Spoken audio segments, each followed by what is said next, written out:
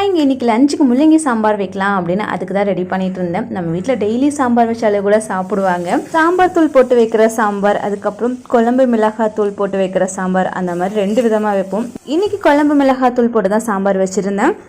ரொம்ப சிம்பிளாகவும் இருக்கும், அதே டைம் டேஸ்ட்டு சூப்பராகவும் இருக்குது. லாஸ்ட்டாக பருப்பு மட்டும் வேக வச்சு ஆட் பண்ணால் போதும், சாம்பார் ரெடி.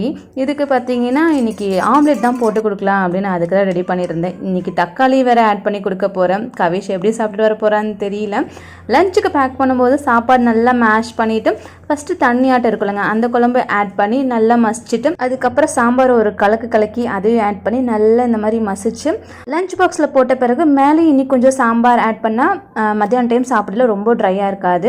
அடுத்து ஸ்நாக்ஸுக்கு கொடுத்து விட மேங்கோ இருந்தது, அது கூட பூண்டு முறுக்கு வச்சு பேக் பண்ணியாச்சு. இந்த லஞ்ச் பாக்ஸ் உங்களுக்கு பிடிச்சிருந்தா லைக் பண்ணிக்கோங்க. இந்த மாதிரி லஞ்ச் பாக்ஸ் வீடியோக்கு நம்ம சேனலை மறக்காமல் சப்ஸ்கிரைப் பண்ணி வச்சுக்கோங்க.